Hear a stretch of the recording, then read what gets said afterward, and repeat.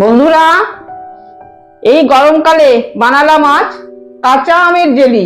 সাথে একটু দিয়েছিলাম ডাব আর একটু দিয়েছিলাম আমি টমেটোর টুকরো, কারণ কালার হবার জন্য।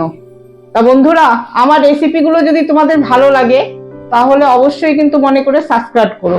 আমি নিয়েছি কাঁচা আম, সাথে নিয়েছি আমি কয়েক টুকরো টমেটো, ভিজিয়ে রেখেছি কাজু আর বাদাম। এদিকে নিয়েছি আমি লেবুর পাতা, 300 গ্রাম চিনি, এক টুকরো ডাব নারকেল, মৌরি নিয়েছি, কিশমিশ আমি ভিজিয়ে রেখেছিলাম, ছোট ছোট করে টুকরো করে নিয়েছি। আর আমি হাতে গড়ে মৌরি, জিরে আর হলো ধনে গুঁড়ো করে রেখেছি। তাহলে চলো আমার রেসিপিটা শুরু করা যাক। আমার কড়াইটা তেতে গেছে। প্রথমে আমি ছেড়ে দিলাম মৌরি, তারপর ছেড়ে দিলাম আমি চিনি,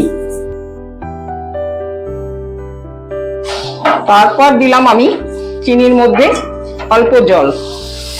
চিনিটা খুব ভালো করে আমি গলিয়ে নেব। স্বাদ অনুসারে অল্প লবণ দিলাম। চিনিটা আমি শিরা প্রকৃতির তৈরি করব। এখন আমি কয়েকটা লেবু পাতা ছেড়ে দিলাম শিরাটাতে। কাঁচা আমে লেবুর পাতা দিলে খুব সুন্দর সেন্ট হয়। বন্ধুরা, আমার শিরাটা একদম কমপ্লিট। এখন আমি পেস্ট করে রেখেছিলাম আম আর টমেটো ছেড়ে দেব। আর এখানে রেখেছি আমি বাদাম, কাজু আর ডাব নারকেলটা।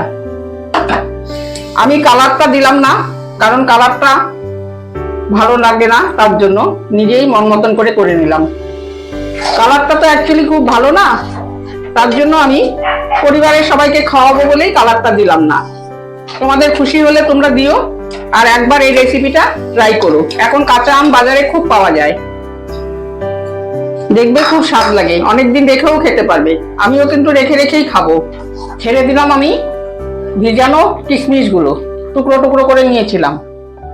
তারপর দিলাম আমি অল্প একটু মশলা, জিরের গুঁড়ো, ধনের গুঁড়ো আর মৌরির গুঁড়ো।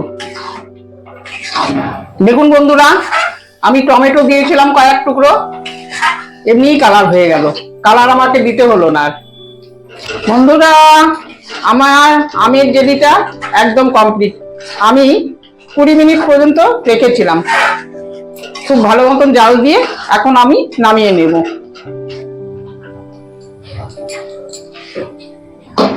এখন ঠান্ডা হবে, তারপর আমি অন্য পাত্রে ঢেলে নেব। আমার জেলিটা একদম কমপ্লিট হয়ে গেছে। দেখুন, রুটির সাথেও খেতে পারবো, ভাতের সাথেও খেতে পারবো, এমনিও বসে বসে খেতে পারবো। বন্ধুরা, আজ বানালাম কাঁচা আমের জেলি। খুব গরম পড়েছে, তার জন্য কাঁচা আম দিয়ে, ডাব দিয়ে আর সাথে অল্প টমেটো দিয়েছিলাম কালার হবার জন্য। জেলিটা খুব সুন্দর করে বানালাম। তোমাদেরও আশা করি খুব ভালো লাগবে।